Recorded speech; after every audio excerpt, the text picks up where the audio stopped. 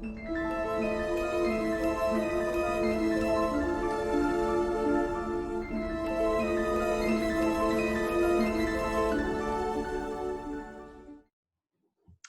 and welcome to the 64 Doors. Today we're going to open door 64. Here we find the artist, and this is an archetype that is all about imagination, art, and acceptance. We're going to explore the artist from a human design perspective and a Gene Key perspective.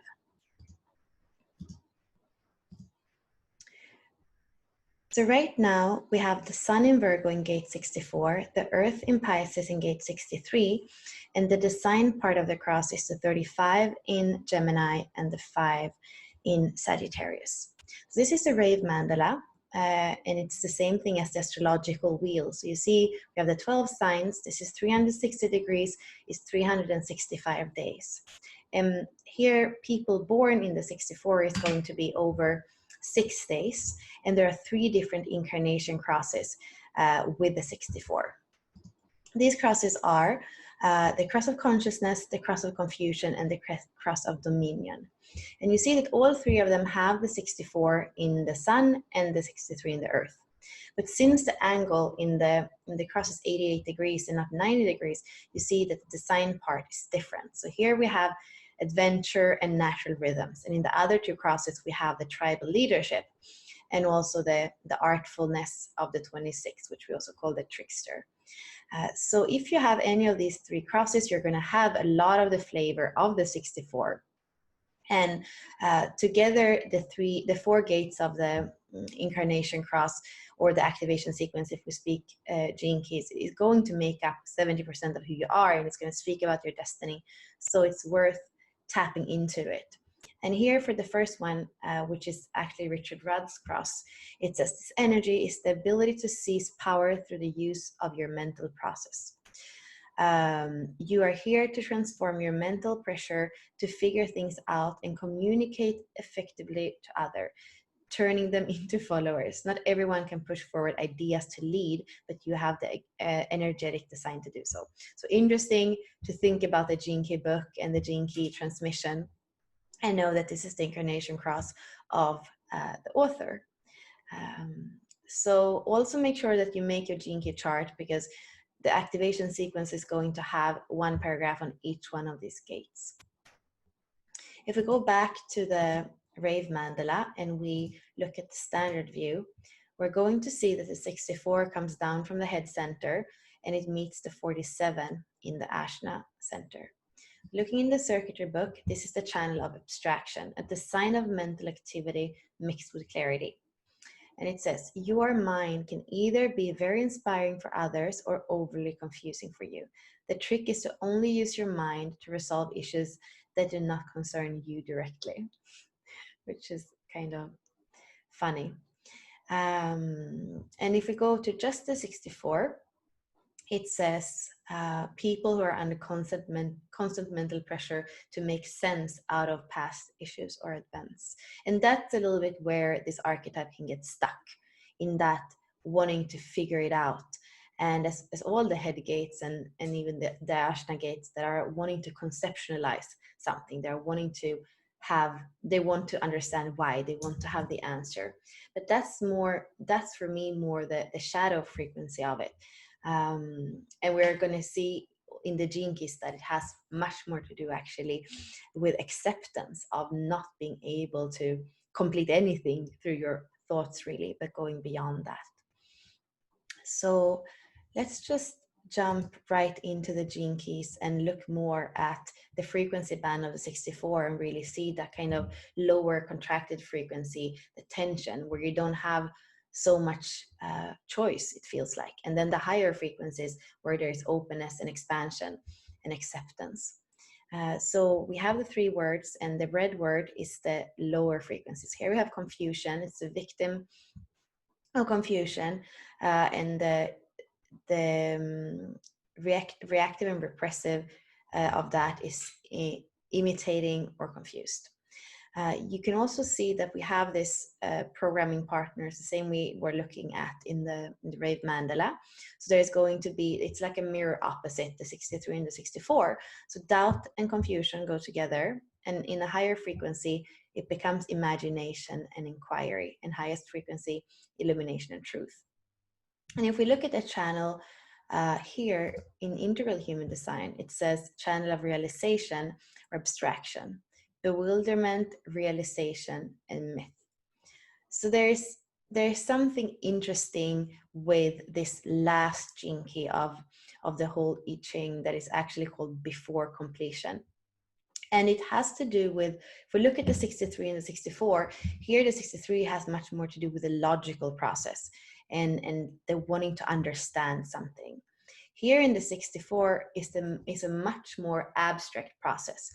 And in the 63, it has more to do with concentration. And Richard Rudd speaks about the 63 as the path of yoga, concentration that leads to the higher states. And in the 64, it's much more the pathway of Tantra. It's much more the acceptance. It's the stopping to try and allow. And when you stop trying to figure things out, you go beyond the confusion of the mind, beyond even the pain of what it is to be human and not being able to figure out life. So here we can see much more about that, allowing the path of Tantra, the path of abstraction. It's beyond logic, and that's how the I Ching ends. If we look at the I Ching, it says before completion, it's fire over water. It says alchemical art balances divergent forces, discovering the static within the divine. Wow. And here we can see, speaking about Tantra, fire and water. And that's what I feel is the Shakti element. It has both in it. And I feel like it's one element in itself when we have fire and water. And here we also have the frequency band as the combination of fire and water. So it says confusion is desiring half-heartedness. Imagination is lightness in commitment, and illumination is rapturous devotion. So beautiful. Here, this is the one that has to do with fire, and this is the one here that has to do with water, the 29 and the 30 that make up the 64. We are still in the codon ring of alchemy. So this is about living in a new way, and it's a karmic release that allows us to embody more of what we are and have like a communication between the denser body and the subtler bodies. And it says, by transforming our old ways and opening up to a fresh set of possibilities, these deep alchemical processes will gradually bring peace to earth. That is a powerful, very powerful codon ring. And we were in the 40, now we're in the 64, and then 47 and 6. We're going to see this for the next transits as well. Astrology, still in Virgo, the priestess, the service to spirit through devotion to sacred work, ceremony, and centeredness. The dream arc has the peacock here, so beautiful. It's like the king somehow of all animals, and of course the jaguar and the leopard also feels magical. And you can look more to also tap into this through art, which is Jane Addams' blog, the Gene Keys Diaries. And I actually, for this one, I want to show you the mudra because I think it's really, really beautiful. So let's see if I can. This is the mudra of illumination. So interlace the fingers, all the fingers, except the pinky fingers, bring them to a apex together, and then take the thumbs and tuck them in underneath so that everything folds in quite tight. So what you're doing is you're locking in the energy and just leaving the pinky fingers out. And this brings a real focus on the pinky fingers, which represent this highest, one of the highest aspects of our nature, the Buddhic body. The Buddhic body represents the field of light, the field of inner light. And so as you enter into this contemplation of this mudra, you can go into the field of illumination. Illumination means to be lit up from inside yourself. So every cell of your body, every atom of who you are, contains limitless light embedded inside it. And this mudra helps to radiate that light, to release that light out, to illuminate you, so that you can see clearly who you are and why you're here.